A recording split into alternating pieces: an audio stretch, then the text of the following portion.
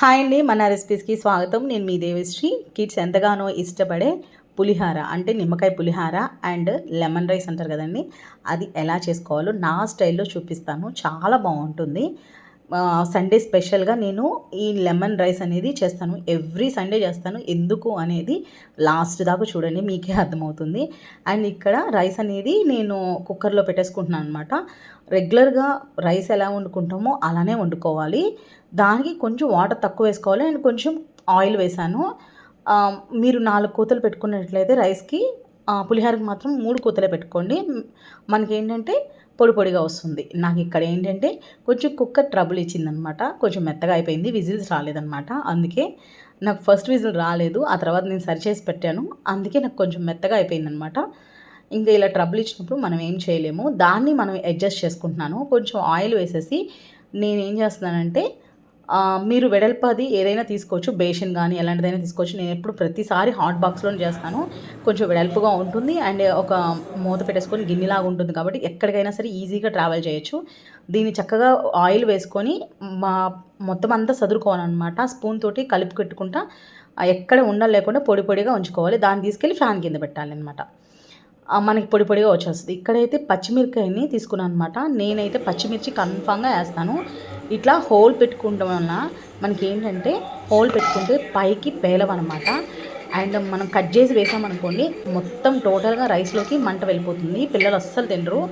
నేనైతే టోటల్ అన్నంలోకి 2 పచ్చిమిరపకాయలు కట్ చేసి వేస్తాను. అండ్ కతిమాయ అన్నీ కూడా నేను జస్ట్ హోల్ పెట్టి వేసేస్తాను అనమాట. ఇక్కడ పల్లీలు తీసుకున్నాను నేను పావు కప్పు, అండ్ పావు కప్పులో హాఫ్ తీసుకున్నాను అనమాట. మీ ఇష్టం, మీ చాయిస్, మీకు ఎంత కావాలంటే అంత తీసుకోండి. నేను పల్లీలు ఎక్కువే తీసుకుంటానండి. మీరు హాఫ్ కప్ కావాలన్నా తీసుకోవచ్చు. ఓకేనా అండి. నేను హాఫ్ కప్కి కొంచెం తక్కువ తీసుకున్నాను. అండ్ తాలింపు దినుసులు వేసేసుకున్నాను. అండ్ ఒక 6 పచ్చిమిరకాయలు వేసేసుకున్నాను. వీటిని అన్నిటిని కూడా నేను చిన్న హోల్ పెట్టేసుకొని వేసేసుకున్నాను. ఘాట్లు పెట్టుకుంటాం అంటారు కదా, ఘాటు పెట్టుకుంటే సరిపోతుంది.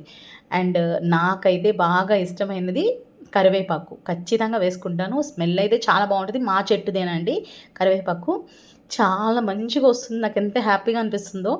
అండ్ దీంట్లోకి కొంచెం పసుపు వేసుకున్నాను.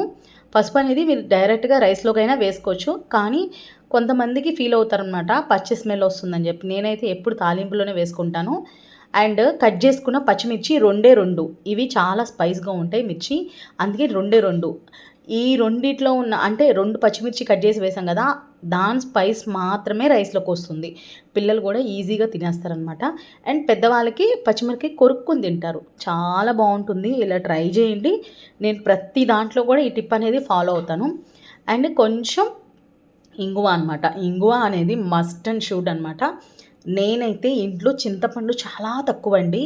మా ఇంట్లో చింతపండు చాలా తక్కువ. నాకు ఒక పావు కిలో తీసుకొస్తే కనీసం 3-4 నెలలు వచ్చేస్తుంది అనమాట. అంత తక్కువ యూజ్ చేస్తాను.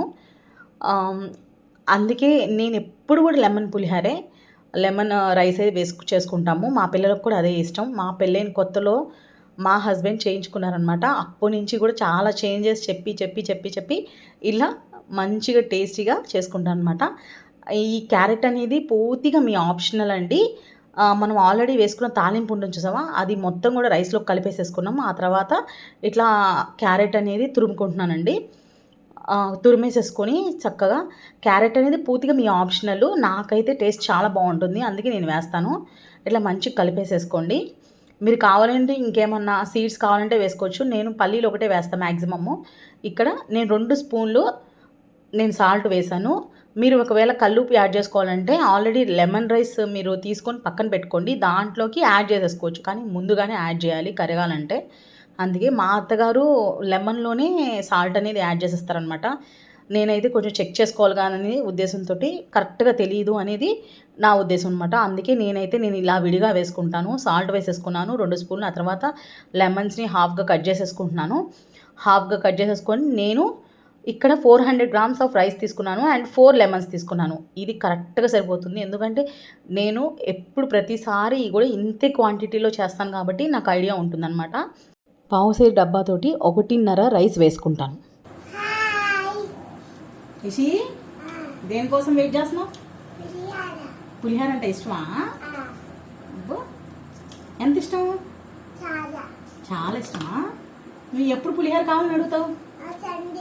Sunday, only Sundays you want pulihora? నీకు బాగా ఇష్టమైన ఫేవరెట్ కర్రీ ఏంటిది? పులిహోర. తర్వాత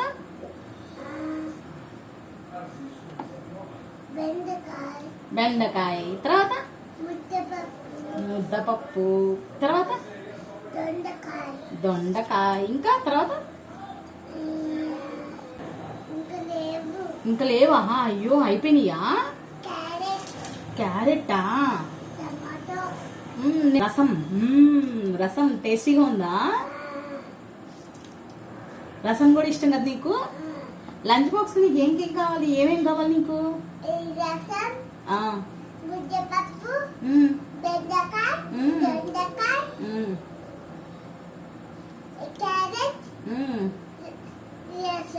రసం.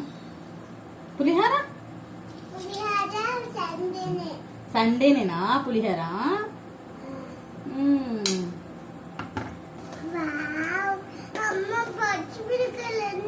అవి డాడీ కోసం. ఇక్కడ నిమ్మకాయ వేసుకున్న తర్వాత మనకి సాల్ట్ అనేది అస్సలు సరిపోదు, అందుకే ఇంకొక స్పూన్ యాడ్ చేశాను. పర్ఫెక్ట్గా 3 టీ స్పూన్స్ మనకి సాల్ట్ అనేది సరిపోయింది. కొంచెం కొత్తిమీర వేసుకుంటున్నాను, అండ్ కొత్తిమీర ఎక్కువగా లేదు అందుకే కొంచెమే వేసుకున్నాను.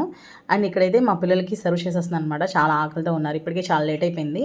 ఫస్ట్ టైం ఇంత లేట్గా పెడుతున్నాను పిల్లలకి. అండ్ యషికి ఇచ్చేసాను, అండ్ తర్వాత సోఫీ కూడా వచ్చింది, సోఫీకి కూడా ఇచ్చేసేసి తినేసామని చెప్పాను. అండ్ ఆ తర్వాత బావకి పెట్టేస్తున్నాను, మా బావకి. అండ్ మా బావకి అస్సలు ఫేవరెట్ అనమాట పులిహోర. తన్నించే వీళ్ళందరికీ వచ్చింది, మా అందరికీ కూడా పులిహోర ఫేవరెట్ అయింది కదండి బావ వల్లనే. బావకి చాలా ఇష్టం, బావకి పులిహోర అండ్ బిర్యానీ ఫేవరెట్. అంటే బిర్యానీ అండ్ పులిహోర ఫస్ట్ లిస్ట్లో పులిహోర ఉంటుంది, తర్వాత బిర్యానీ. చాలా బాగుంటుంది, ఇలా చేసుకొని చూడండి, చాలా అంటే చాలా బాగుంటుంది. అండ్ ఒక్క పచ్చిమిరపకాయ తింటే చాలండి. నేనైతే 2-3 పెట్టుకున్నాను, కానీ ఏదో షో కోసం ఒక్క పచ్చిమిరపకాయ తింటే ఇంక అయిపోయినట్టే. ఇక అంత మంటగా ఉంటాయి పచ్చిమిర్చి ఇక్కడ. అది కూడా గ్రీన్ చిల్లీస్ బాగా గ్రీన్గా ఉండేవి తీసుకుంటాము. Okay bye.